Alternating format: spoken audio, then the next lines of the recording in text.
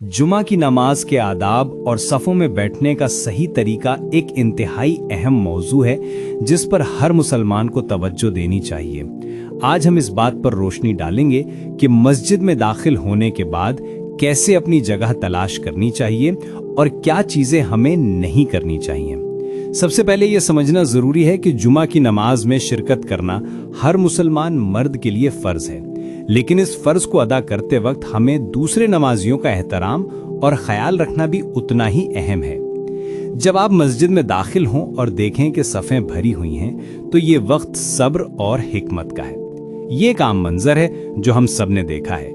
आप देर से पहुंचते हैं, मस्जिद में दाखिल होते हैं और फौरी तौर पर आगे की सफ़ों में छोटा सा गैप देखकर सोचते हैं कि वहां पहुंचना है। लेकिन रुक जाइए, यहाँ एक अहम सवाल ये है कि क्या आपका ये फैसला दूसरों के लिए तकलीफ का बाइस बनेगा? बहुत से लोग ये गलती करते हैं कि वो आगे की सफ़ों में छोटी सी जगह देखकर वहां पहुंचने के लिए बैठे हुए नमाजियों को परेशान करते हैं। ये बिल्कुल गलत है।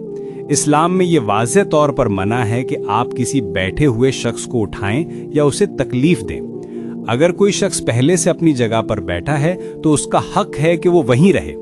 असल में नबी करीम सल्लल्लाहु अलैहि वसल्लम ने फरमाया है कि जो शख्स पहले आए उसका हक ज्यादा है।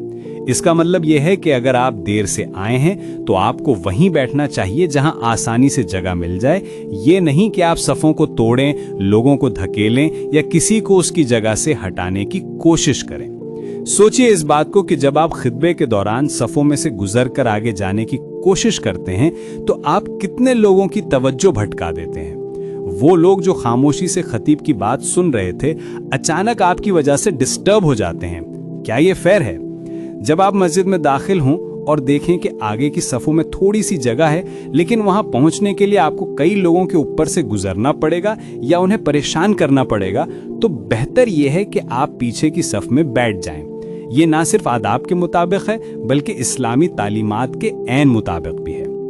याद रखें कि नमाज में खुशू और खुजू का माहौल बरकरार रखना इंतहाई अहम है।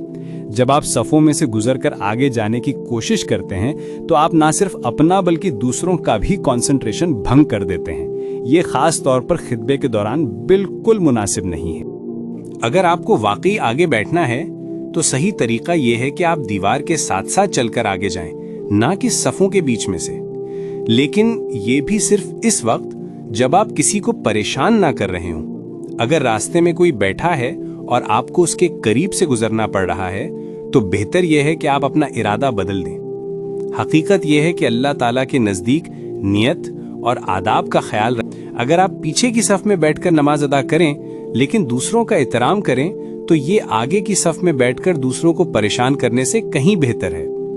आपका ये सब्र और कंसिडरेशन अल्लाह के नज़दीक ज़्यादा कीमती है।